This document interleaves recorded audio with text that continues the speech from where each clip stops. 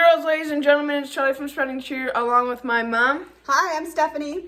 And we are eBay, Poshmark, Mercari, and sometimes Instagram resellers if you hit us up on our Instagram at spreading_cheer_. And today is not our occasional video where we usually do mystery box openings. Today is going to be getting a little bit more knowing why we're doing this, because we get a lot of questions about why we actually do this. And should we start it off? Yeah, I think one of the things we should talk about is we are almost a year in, because it's end of November and we started this at the end of December last year, 2019. So we've kind of just dove into it. It was one of those things we didn't know a whole lot about it, and we dove into it. So we thought we'd talk about some of our goals that we set for ourselves back last December, and then a little bit of insight of where we're at today. So first of all, Charlie, how did you want to get started? This is kind of your idea. How did you want to get started in the resale business? All right, so it all basically started off TikTok. That's where I found Gary Vee. I had no idea, never heard of this dude. And I found him on TikTok, and then I just started following him because I had been interested in business, but I didn't take it seriously. I was like, oh, I think that'd be cool. But I was more like thinking about baseball. So then I thought about business, and it wasn't serious. And I started following this dude, and he started preaching about eBay reselling.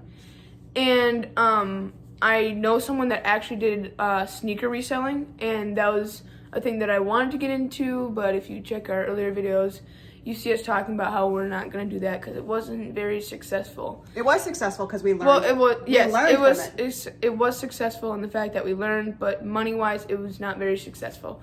Anyway, back to the point. So I learned off Gary Vee, and me and my mom looked into it more, and she likes her business too. So we looked into it and saw that it would be a great way to learn entrepreneurial skills. And the places that we went to go shop were Goodwill. That was our first place we went to shop, and we were looking for a lot of Disney, like, kids stuff. What else did we look for? We just looked for anything. We went to the Goodwill for the very first time. Just tried to look for, like, Nike or just, like, brands that we knew, and we did not do so well on that. We thought we knew what we were doing. I found, like... I never thought I knew what I was doing. Yeah. We just went in the store and thought, can we resell this for more? Maybe, maybe not. So we kind of started there, but let's just back up a step if you don't mind, Charlie. I'd like to know, I'm in business. I have my MBA. Your dad works as well in business. So we kind of know business, and we thought this is not money that we're going to live on or anything like that. This was going to be some play money that we were going to use that was more for Charlie's purposes of just learning. And he was so interested when he saw Gary Vee's video. We're like, let's, inspire a little bit more learning from this. So we set ourselves a lot of goals, but we have 3 in particular that we wanted to work on. What was the first one? Entrepreneurial skills. We wanted to learn about entrepreneur skills. What was the second one? We wanted to learn how to reinvest. We wanted to finance. Take the money that we make from our eBay reselling or our Mercari and Poshmark reselling, and we wanted to reinvest. Like, what does that mean? What are we going to do with that money? We're going to reinvest it. And then what was the third thing we wanted to do? And what comes with our name is spreading cheer. We wanted to give back and spread cheer in whatever ways possible. And it is kind of tough, but we try to find ways. We try to find unique ways to spread cheer. We use some of that money, and we spread cheer to our community. So the first thing, let's break it down a little bit. So what are some of the things that you learned from entrepreneur skills? What did you learn first and foremost? I learned how to get inventory. We get inventory from Goodwill, the Goodwill bins, thread-up boxes, which is what a mystery box that we commonly open up, and B&G boxes. And sometimes we even go to garage sales in the summer when weather's better in Minnesota. Yep. The second thing we learned was about marketing, right? Mm-hmm. So what did we learn about photography, for example? A lot is photography and sharing closet on Poshmark. So for photography, we learned that you gotta have, like, good lighting, good camera. We had to do purchase stuff like a phone, my mom got the new iPhone so that we could take good pictures, and we got a light because we saw that in our old photos it's kind of hard showing just like our lights that are in our regular rooms, and it shows either different colors or it doesn't show it good enough, and we figured that we needed a light to show what it actually looked like. And we also bought a mannequin. So we had to invest into some equipment to make sure that we had good pictures. We also learned from marketing that you have to share on Poshmark. If you're on Mercari, there's something called promotions that you need to do on Mercari. And then on eBay, we had to run some store sales. So we've been doing all of that. So far, we're 5-star rated on Poshmark, Mercari, and on eBay. So we're doing really well from our marketing standpoint. What about the accounting? That's probably, in my opinion, the most boring part of business. Keeping account of your sales and knowing that there's going to be tax deductions from that too. So we learned from our expenses and sales, as we know that Poshmark has a 80% or 20% it takes from your sale. eBay has 13, and I believe Mercari has 10. Correct. So Mercari's actually gone up a little bit, but yes. Really? So we learned that we have to give back part of our sales to those businesses, but we also learned that we have to keep some money for taxes as well, because we're coming on the end of the year. Yep. We're going to have to report our sales to taxes. So all of the money that's in our bank account right now, we don't get to keep. Some of that is going to be going to taxes. We also learned that it's a good idea to keep track of where you buy your stuff and was that a good purchase. So when you go to the bins, it's probably our lowest cost inventory versus ThredUp versus Goodwill. Where are the Goodwills in our area? We had to learn all of that. Let's talk a little bit about negotiations. What have you learned about negotiating? Negotiations. So what we learned about negotiations, and we don't have a lot of expensive stuff, but we do have like a good range of some cheap stuff, some nice stuff that isn't as expensive, and then we got some expensive stuff from mystery boxes. They're just like a really good Goodwill find. And we have found that if it is something that is not that nice and you've had in your closet for a long time, there pretty much isn't much need of a negotiation. So go ahead and let it go. Yeah, if you get a low ball offer, go ahead and give it away. Make maybe a couple bucks, but sometimes, and you'll find out with a lot when you resell, is that a lot of people try to lowball you, and you have to hold your ground. Know the value of your items. Yep. You have to know the value, but you also have to know when to let go. And a lot of that comes with researching the comps and so forth. So we learned about that. And then talk about packaging. Let's show them what we do for packaging. And we learned this from watching a lot of YouTube videos on other resellers. For packaging, so here, I believe this is a dress. Correct. And we have our thank you note right here. We have all of our Instagram, Poshmark, eBay, Mercari, and YouTube. And this right here is just so we know what it is when we sell it, because we have a lot of stuff.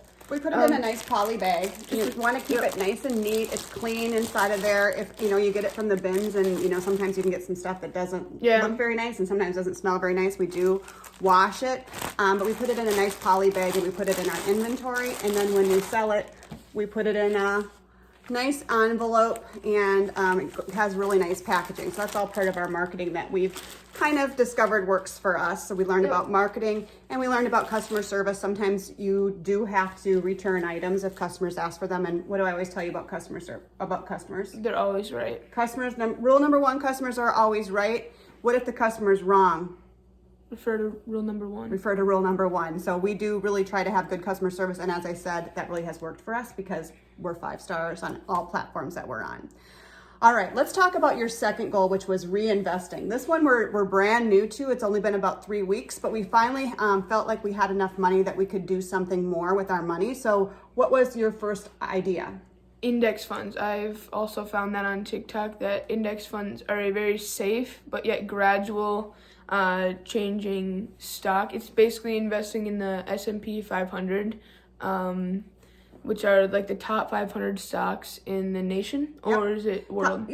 Top 500 stocks in the United States. And basically what they do is they are slow growth account, but they're pretty stable, meaning they're not going to really go down a lot. They tend to find a way, even in a COVID market, to grow. And so we invested in that about 3 weeks ago, and we're already about $75 up. Yeah, we invested $1,000, our first $1,000 into it through a Fidelity app. It isn't anything that we're getting paid on or anything, where we have really small following, so nothing like that, but we started there.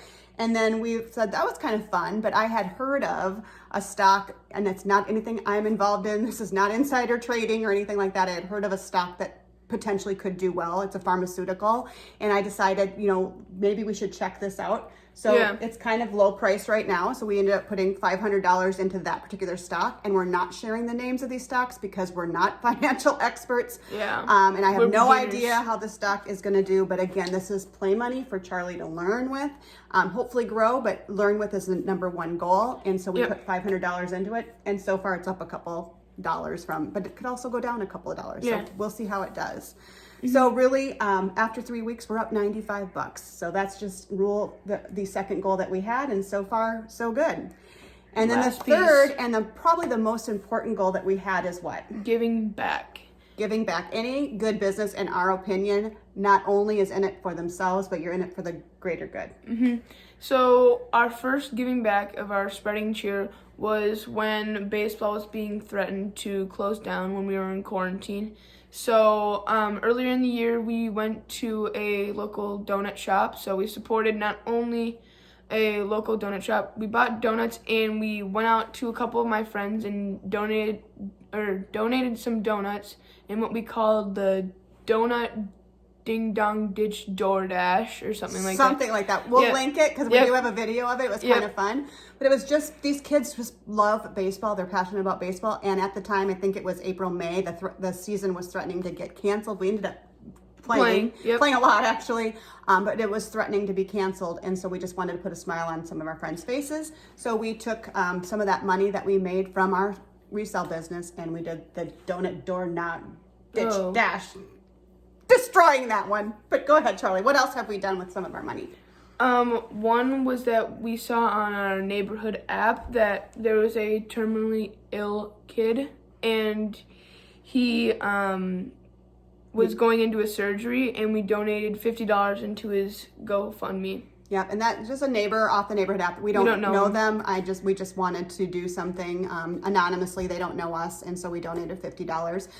First of all, before we go on with this, we are not here to say patting ourselves on the back for giving back. That is not the intent here at all. We just want to share with you some of our goals from our business and report back on how we've done. So what else have we? Or even inspire what other people might want to do. Another thing we did was shop with a cop, which is something that our town did. It was a coat drive at the police station, and we donated coats of our own personal use and from our closet. And we donated those because we thought that there are people in need. More than us. Yeah, more than us. Because, again, this is play money. Both my parents have jobs, and I'm very thankful for that.